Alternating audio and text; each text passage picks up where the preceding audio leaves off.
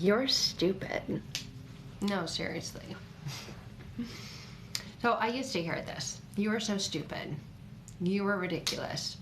Do you see you? And those are the phrases that the narcissist used to tell me all the time. That and way, way worse. Like way worse. Like rated R, rated X. And I was. And the reason why I was is because I wasn't leaving, right? And we think those things and we believe those beliefs about ourselves that we are stupid. We are all those things that narcissist tells us, that we are worthless. We aren't pretty enough. We're not smart enough. We're not intelligent enough, that no one will ever love us. No one's ever going to love us. We're never, ever going to find anyone that loves us as much as they love us. Well, how is that love? When you're being abused, when you're being manipulated, when you're being lied to, when you're being cheated on, how is that love? Yet we think it is. And yet we stay, and yet we continue to use the words and phrases and have those thoughts, well, I love them. Well, it's not that bad. It could always be worse. Well, what am I supposed to do? Really? I have nowhere to go. I have no one. And we believe those thoughts. You see, because that's how the mind works. It believes whatever you say, whatever you tell it, it just says okay. So if you say things to yourself, or believe when others say things to you like that, you're stupid. You're never going to make it. Good luck.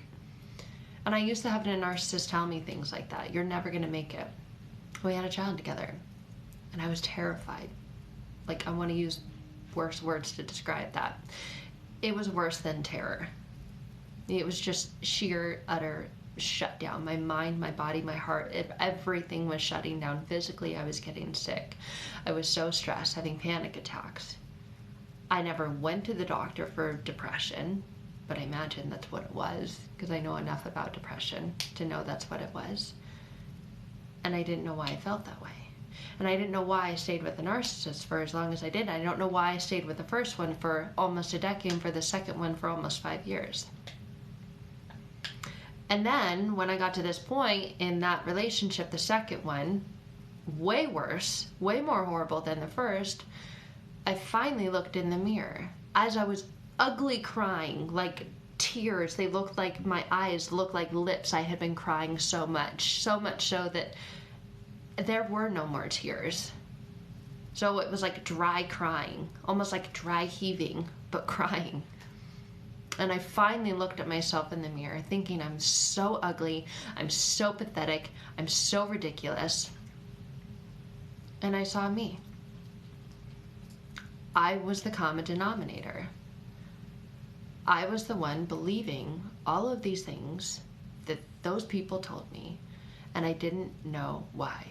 And I remember looking at myself ugly crying, like disgustingly ugly crying, and saying the word out loud, why?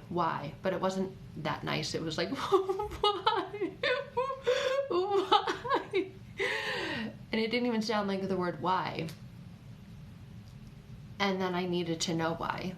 I needed to know why I had gotten to this place in my life that was a place that felt deeper than rock bottom. A place where I didn't want to live anymore. A place where I idolized suicide. I absolutely loved the thought of it. I became obsessed with the thought of it. I became creating plans and like, how am I going to do it? But I had a child, a little baby who needed me. And I looked at her and I thought, what's her life going to be like without me in it? And I actually truly believed for a while it would be better, that it would be way better. But thank God that didn't happen. And I knew that having those thoughts wasn't good. It wasn't what I wanted to be thinking. I didn't feel the way I wanted to be feeling. And so I set off on this quest, if you will, this journey, right?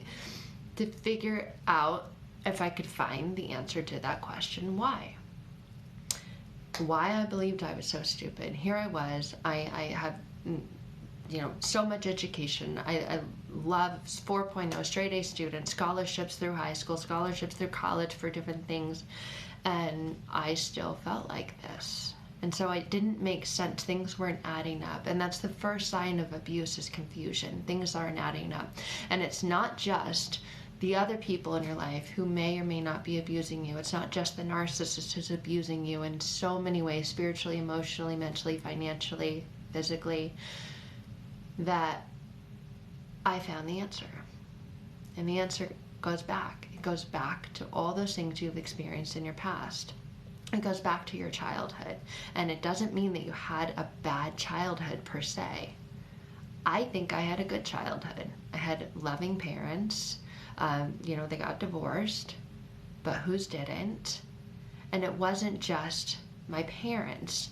It was my friends, but more than my parents, more than my friends, it was those things that I believed about myself. I was always judging myself against other friends, other kids in the classroom. It was a competition all the time, that I could get a better grade than them, that I could get 100 on every single test, every paper, everything I did, I had to be perfect at, and perfect meant 100. I was always seeking that outside external validation.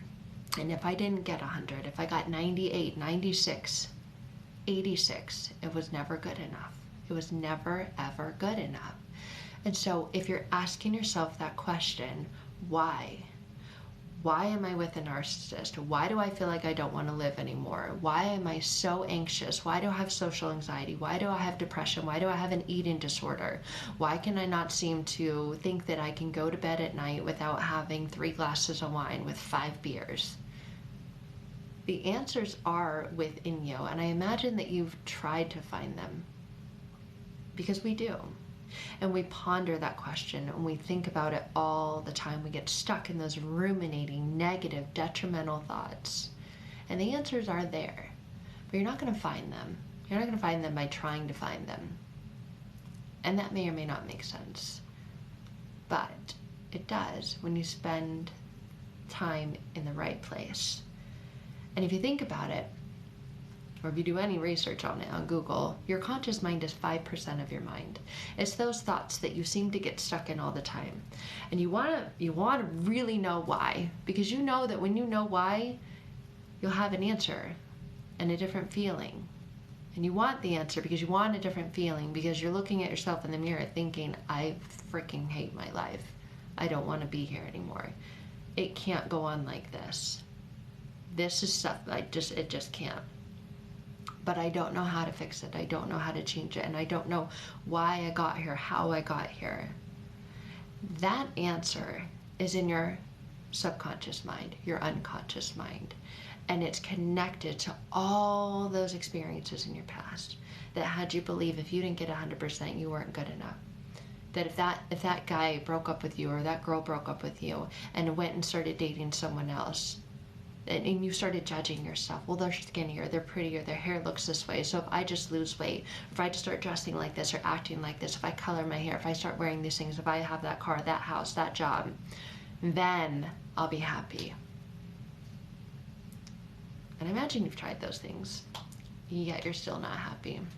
And you're still out there searching for the answers out there somewhere.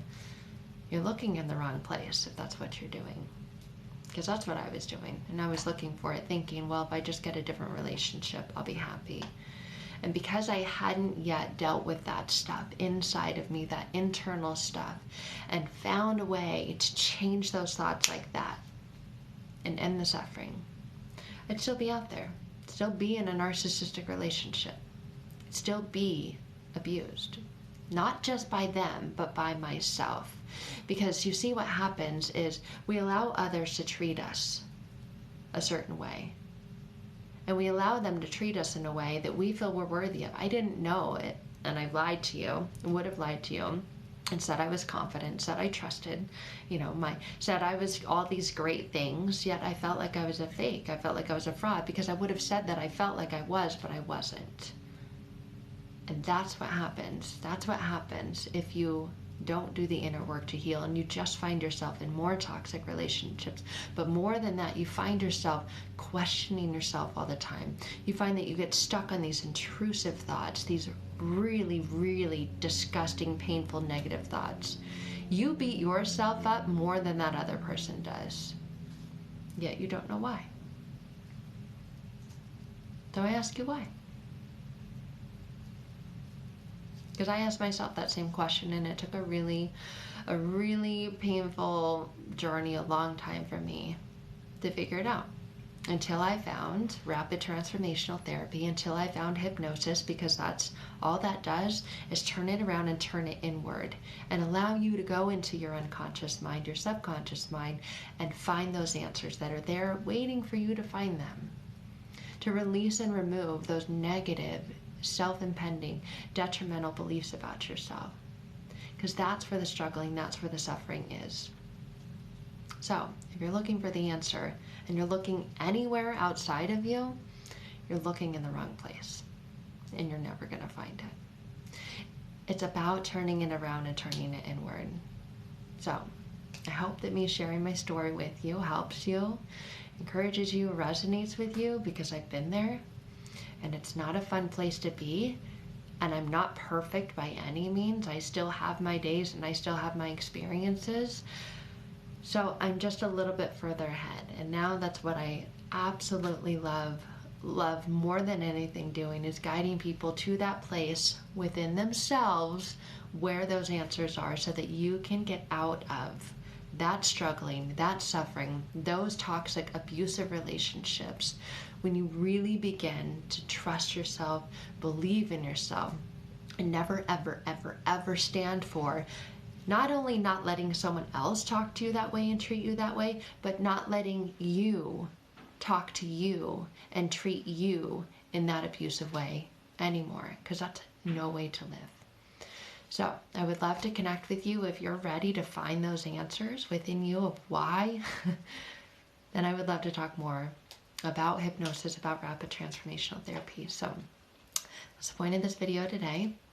And the best way to connect is to go through my website. My schedule, my calendar, my availability is there. So you can just click on book a call and you can find out a lot more information about that there. But first of all, know you're not alone. And know it is you. It's not that narcissist, it's you abusing you. And yes, it's them abusing you too. So first things first, get out. And I know how hard that is. It took me years. And then when you get out and you're looking at yourself in the mirror and you're ugly crying and your eyes look like lips and you're ready to change, then and only then will you be willing to do the work. And that's what it takes. You can't just hope. Hope is not a course of action. Hope does not change. You've got to do the work. It takes action. So when you're ready for that, I'd love to connect. Thanks, guys.